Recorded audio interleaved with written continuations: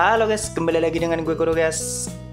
Kali ini kita akan lanjutin rangkuman web novel Mauga Queen no Fujigosa volume 14 atau part 32 ya guys. Jadi langsung aja kita masuk ke konten.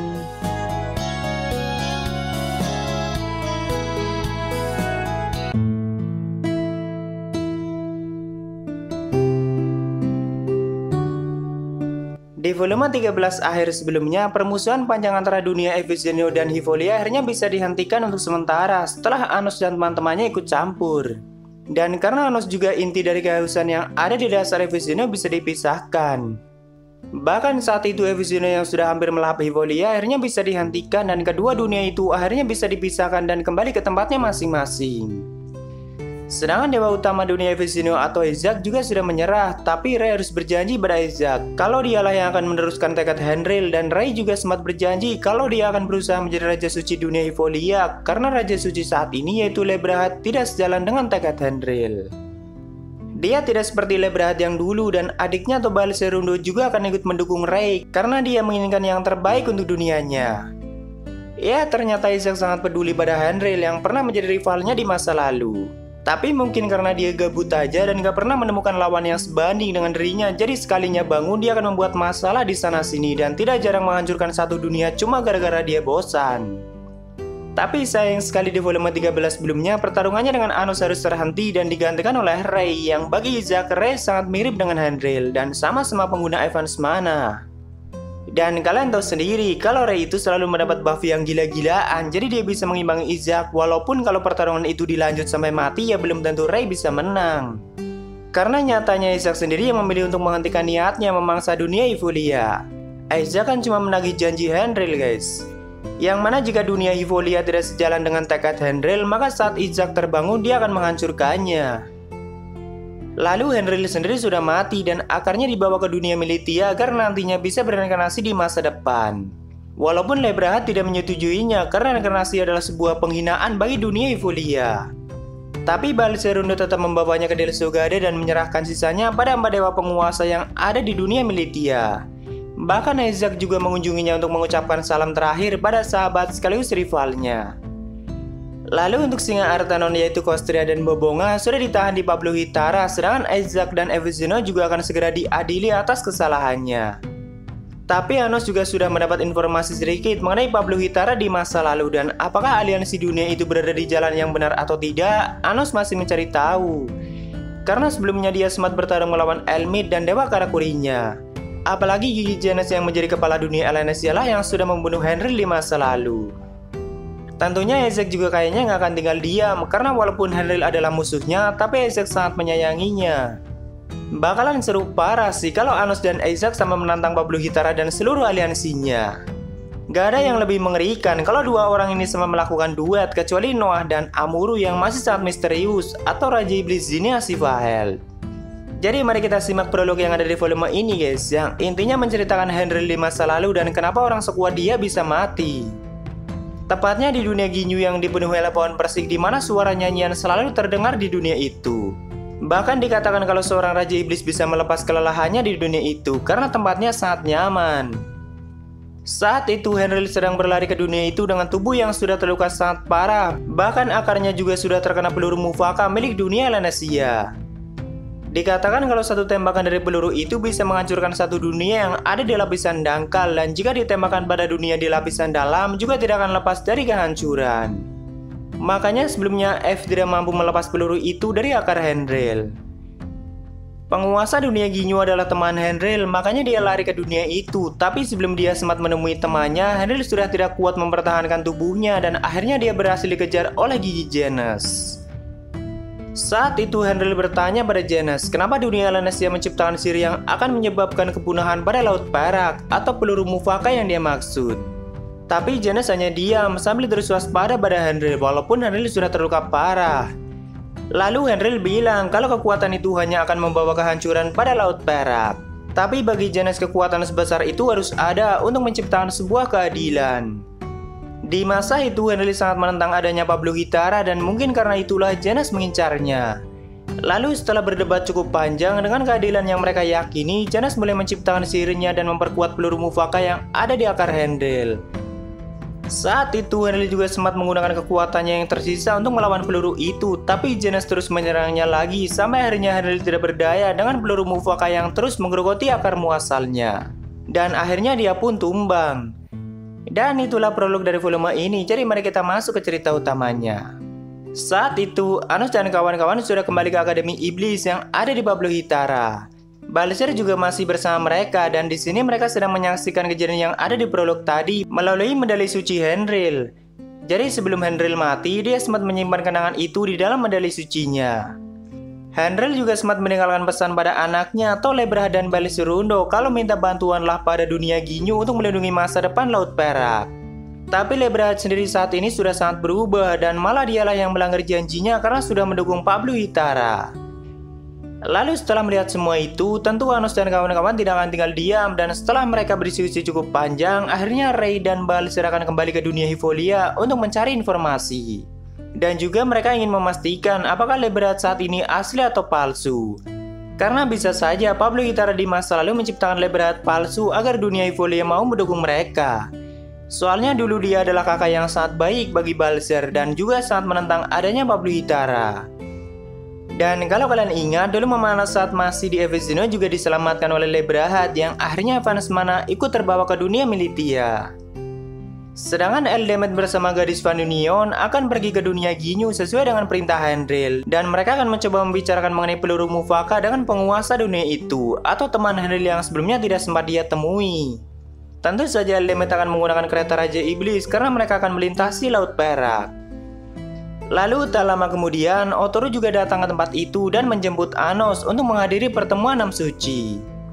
Jadi singkat cerita, Anos sudah sampai di ruang pertemuan dan di sana sudah ada Nenek Bellamy, Lebrahad, Trekol, Isaac, dan seperti biasa dunia Elanesia diwakili oleh Guy Ambret. Sedangkan Gigi Genes yang menjadi kepala dunianya malah tidak pernah datang. Saat itu Bellamy menanyakan kondisi dunia Hivolia saat ini dan Lebrahad mengatakan sedang dalam kondisi pemulihan karena kerusakan yang ditimbulkan akibat perang sebelumnya sangat parah. Lalu setelah semua siap, Otoru mulai membahas inti dari pertemuan kali ini yaitu sanksi yang akan diberikan pada Evezeno. Pablo Hitara sepakat akan mengeluarkan Evezeno dari aliansi dan saat itu mereka juga tidak ada yang keberatan. Dan Isaac juga mengatakan kalau aku juga tidak tertarik dengan Pablo Hitara. Ya dia dulu kan cuma gabut doang, mungkin dari awal Isaac emang cuma ingin membuat masalah. Lalu selanjutnya untuk dunia Militia, menurut pasal yang disebutkan oleh Otoru, kalau dunia Militia juga akan mendapat hukuman, tapi itu tergantung dari jumlah suara kali ini. Karena di perang sebelumnya, Anos dan kawan-kawan dengan sengaja memusuhi aliansi Pablo Hitara, walaupun berkat Anos Evezeno bisa dihentikan, tapi aturan tetap harus dijalani. Tapi di sini Anos mengatakan kenyataannya kalau dia tidak bertindak, maka dunia Hivolia sudah menjadi mangsa Evezeno. Dan kebetulan aku melihatnya, jadi aku menghentikannya. Walaupun di sini Lebrahad sendiri tidak mau menurunkan harga dirinya, tapi setelah Bellamy membenarkan tindakan Anos, akhirnya Lebrahad juga mengakui jika bukan karena Anos, maka Hivolia dan Evezeno tidak akan bisa dipisahkan.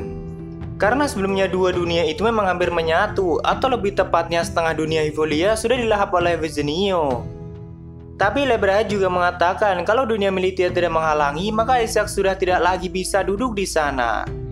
Mungkin saat itu Isaac cuma tersenyum kecil karena dari dulu dia emang tidak tertarik dengan Lebrahad, soalnya dia terlalu lemah bagi Isaac dan itu akan membuatnya bosan. Di sini Anos juga sudah memberitahu mengenai pertarungannya dengan Elmid dan dialah dalang dari bencana kehausan yang ada di Evezeno.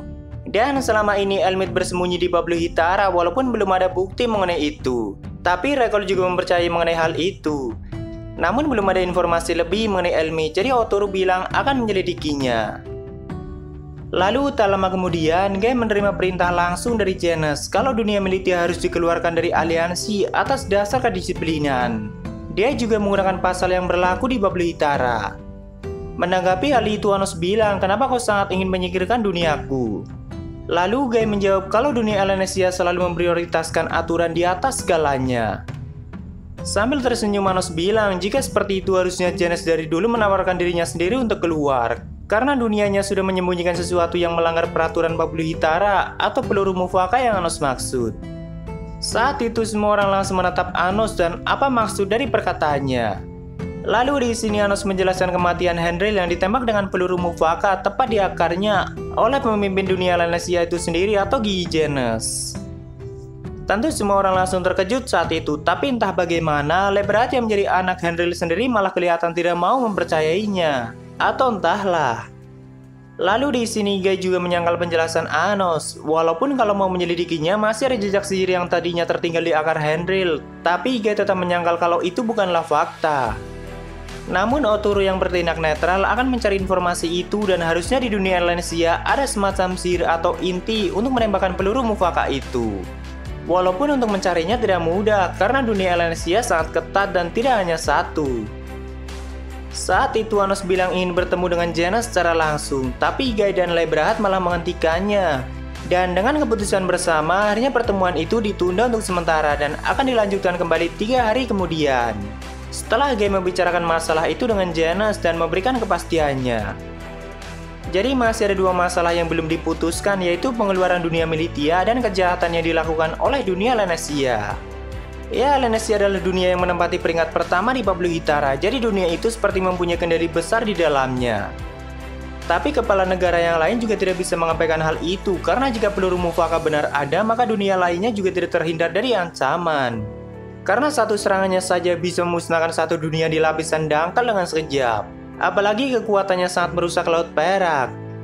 Sebelum berpisah, Anos mengatakan pada Leberhat, lebih baik kau berhenti saja menjadi Raja Suci. Lalu kita menuju ke Ray dan Balserundo guys, yang saat itu mereka sudah sampai di dunia Evolia. Raja Suci Leberhat juga sudah kembali dari pertemuan 6 suci. Saat itu Balser dan Ray pergi ke Danau Nijisui untuk menemui Dewa Utama Eve dan berniat mengajukan ritual suci yang biasa dilakukan oleh dunia Evolia, yaitu untuk membahas sesuatu yang sangat penting, misalnya penyerahan tahta atau menentukan Raja Suci selanjutnya. Jadi ada 2 cara untuk menentukan Raja Suci, yaitu Raja Suci sebelumnya lah yang memilih penerus berikutnya atau menantang duel Raja Suci saat ini. Tapi dengan syarat harus disetujui oleh Dewa Utama Eve dan juga 5 cawan suci, yaitu Gaurnes, Balserundo, Marquis, Leo, dan Fairdol. Mereka berlima lah yang menentukan nasib dunia Evolia. Dan tentu saja orang yang akan menjadi Raja Suci juga harus diakui oleh fans Mana yang menjadi simbol dunia itu. Sedangkan Ray adalah kandidat yang sangat tepat, jadi di sini Ray berniat melakukan itu. Sehingga cerita akhirnya kelima cawan suci sudah berkumpul di danau itu. Tentu saja saat itu Balserundo sempat berdebat dengan 5 cawan suci yang lain karena tidak sejalan dengan mereka. Dan di perang sebelumnya Balser juga ikut menghentikan pasukan Evolia bersama dunia Militia. Tapi di sini Balser menegaskan kalau jalannya diambil oleh kakaknya sudah sangat melenceng. Padahal ayah mereka juga mengharapkan untuk berhenti permusuhan dengan Efesinio dan jangan mendukung Pablo Hitara. Tapi Leberhat sudah sangat berubah bagi Balser, makanya dia mengajukan ritual suci. Saat itu Dewa Utama Eve sangat menerima tekad Ray karena fans Mana juga secara langsung memilihnya, tapi syarat untuk menjadi Raja Suci juga harus berasal dari dunia Evolia itu sendiri. Dan di sini Eve menawarkan pada Ray apakah akarnya mau diubah menjadi penduduk dunia Evolia, dan Ray pun tidak masalah dengan hal itu. Karena dia juga sudah mendapat persetujuan dari Anos dan semuanya. Lalu di sini Eve menanyakan jika nantinya terjadi perang antara Evolia dan Militia, apakah Ray akan tetap mendukung Evolia, dan Ray menjawab, jika itu adalah jalan yang benar maka aku tidak akan ragu. Setelah itu Dewa Utama Eve akhirnya menggunakan kekuatan sucinya untuk mengubah akar muasal Ray menjadi penduduk dunia Evolia. Jadi syarat untuk menantang Raja Suci akhirnya terpenuhi, tinggal menunggu persetujuan dari kelima cawan suci. Harus ada 3 suara yang setuju, maka duel untuk memperebutkan tahta Raja Suci akan dilakukan. Tentu saja saat itu Balser mencoba meyakinkan yang lainnya dan menceritakan semua kebenaran mengenai ayah dan kakaknya. Waktu kecil Balser dan Leberhat selalu membuat janji, yaitu jika salah satu dari mereka salah jalan, maka mereka harus saling mengingatkan. Dan inilah saatnya bagi Balser untuk menghentikan kakaknya.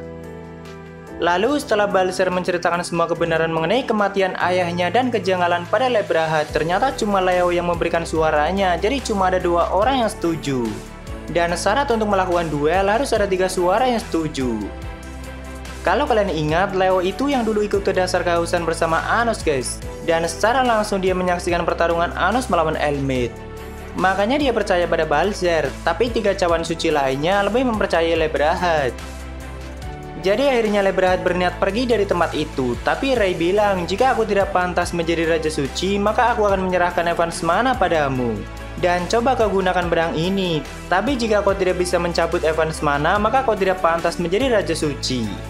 Karena syarat utama adalah dipilih oleh Evans mana itu sendiri. Saat itu Lebrahat tidak bisa mengelak dari situasi itu, apalagi 5 cawan suci dan Eve sendiri ingin menyaksikannya. Dengan langkah yang berat akhirnya Lebrahat mendekati Evans mana dan mencoba mencabutnya, tapi dia malah kesakitan. Dia seperti mendapat penolakan dari Evans mana itu sendiri.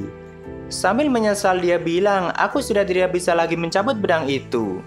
Mendengar itu, Dewa Utama Eve dan 5 cawan suci tentu saja sangat kaget. Tapi Lebrahat akhirnya mengakui kalau dirinya sempat menghilangkan pedang itu di masa lalu. Dan bahkan merusaknya untuk tujuan yang bertentangan dengan prinsip Hivolia. Tepatnya itu saat dulu Lebrahat mencoba menolong Mama Anos waktu Luna Artenon masih menjadi penduduk Evesenio. Sedangkan Luna adalah ibu dari singa Artenon, makanya Lebrahat menganggap perbuatannya yang sudah menolong Luna adalah hal yang sangat memalukan. Dan karena kejadian itu juga, akhirnya Evans mana yang tidak sanggup menghilangkan sumber kehancuran yang ada di rahim Luna malah ikut terbawa ke dunia Militia dan ditemukan oleh Rey. Ya, gue udah pernah ceritakan masalah ini guys. Tapi Lebrahat berusaha menutupi semua itu dan bahkan anak buahnya yang mengetahui kejadian itu, kata Lebrahat dia sudah membantainya agar kejadian itu tidak diketahui oleh siapapun. Di sini dengan ada yang kecewa, Eve bertanya, kenapa? Tapi Lebrahat hanya menjawab, aku tidak terlalu ingat kejadian di malam itu, tapi tangan ini sudah kugunakan untuk membantai anak buahku sendiri. Dan dirinya khawatir jika mengakui semua perbuatannya, maka dunia Hivolia tidak akan menerimanya lagi dan kehilangan Raja Suci mereka. Tapi walaupun begitu, saat ini Lebrahat tidak akan memberikan tahtanya pada siapapun. Dan akan tetap memimpin Hivolia sesuai keadilan yang dia yakini. Saat itu Resmat merasakan sesuatu yang sangat janggal dan akhirnya dia menggunakan Evans mana untuk menusuk akar muasal Lebrahat. Sedangkan Baliser menghentikan 5 cawan suci yang lain. Tapi di sini Rey tidak berniat membunuhnya, dia hanya ingin tahu apa yang sebenarnya terjadi di masa lalu. Karena Rey merasakan ada sesuatu yang tidak wajar di dalam akar Lebrahat. Dan seperti biasa dia menggunakan Evans mana untuk mengetahui akar muasal seseorang. Lalu di sini Rey mencabutnya lagi dan dia bilang kalau Lebrahat sebenarnya tidak pernah membantai anak buahnya. Itu hanyalah ingatan palsu yang ditanamkan oleh Elmid dan Resmat melihat kenangan saat anak buah Lebrahat dibantai oleh Elmid. Cuma mereka belum tahu itu di mana dan kapan Elmid bertemu dengan Lebrahat. Tapi satu hal yang pasti kalau Elmid belum lenyap. Jadi di sini Rey bilang pada Lebrahat kalau kau tidak bersalah dan kembalilah ke jalan yang benar sesuai dengan tekad ayahmu. Lalu setelah memikirkan semua itu, Lebrahat akhirnya mau bekerja sama dengan Rey dan Balzer dan mereka akan bersama-sama mencari Elmid dan apa tujuan dia yang sebenarnya. Elmid itu yang sebelumnya bertarung dengan Anos guys, atau yang menciptakan Pablo Hitara di masa lalu. Lalu di sisi lain Eldemet menghubungi Rey dan Rey menceritakan semua kejadian yang baru saja terjadi. Saat itu Eldemet bersama gadis One Union sudah hampir sampai di dunia Ginyu. Tapi saat mereka akan memasuki gelembung dunia itu, ada semacam penghalang yang cukup kuat, tapi Alan bisa mendengar nyanyian dari dunia itu. Jadi gadis One Union menggunakan kekuatan paduan suara mereka untuk memasuki dunia itu dan mereka pun berhasil memasukinya. Lalu setelah cukup lama, akhirnya mereka bisa melihat dunia yang dipenuhi oleh pohon persik dan nyanyian terdengar di mana-mana. Karena dewa utama dunia itu memang berhubungan dengan suara. Kalau di Birdilua penduduknya berlomba-lomba untuk menciptakan senjata dan kalau di dunia Ginyu semuanya berhubungan dengan suara dan nyanyian. Tapi gue persingkat aja guys. Singkat cerita akhirnya mereka sampai di istana penguasa dunia itu yang bernama Elim. Dialah teman Henril di masa lalu. Jadi di sini Eldemet menceritakan semuanya mengenai Henril dan tentu saja Elim sangat sedih. Dan dia juga mengatakan kalau sebentar lagi dirinya akan pensiun dan akan digantikan oleh generasi selanjutnya. Jadi Elim menyarankan untuk menemui kandidat penguasa selanjutnya dan minta bantuanlah pada mereka karena mereka yang akan memutuskan dunia Ginyu selanjutnya. Tapi di waktu ini baru akan ditentukan pemenangnya dan bagaimana menentukannya, kayaknya sih mereka akan beradu suara dan mana yang paling kuat dan indah suaranya. Soalnya kekuatan sihir dunia itu adalah suara. Singkat cerita, Ellen dan gadis One Union akhirnya berhasil menemukan 2 kandidat yaitu Theta dan Rinva. Salah satu dari mereka lah yang akan menjadi penguasa dunia itu. Dulunya Theta dan Rinva adalah seorang sahabat yang sangat dekat, tapi biarkan Ellen yang akan mengurus masalah rumit seperti itu. Intinya mereka akan tinggal di dunia itu selama berhari-hari dan harus terlibat dengan masalah rumit Theta dan Rinva. Oh ya, dunia Ginyu itu bukan aliansi Pablo Hitara guys. Bahkan mereka sangat menutup dari dunia luar. Makanya saat tadi Eldiamond memasuki gelembung dunia itu cukup sulit. Tapi untung saja ada gadis One Union yang sama-sama menggunakan suara sebagai sumber kekuatan. Jadi ya sangat cocok sih. Tapi pastinya dunia Ginyu cukup kuat karena Handel menyarankan untuk meminta bantuan pada dunia itu. Tapi kita lanjutkan di part selanjutnya guys. Oke, mungkin disitu aja untuk rangkuman kali ini. Jika ada kesalahan gue minta maaf, atau kalian bisa koreksi aja di bawah. Like jika kalian suka dengan video ini, dan dislike jika tidak suka tidak apa-apa. Thank you yang udah mampir, sampai ketemu di video selanjutnya. Salam kuru guys.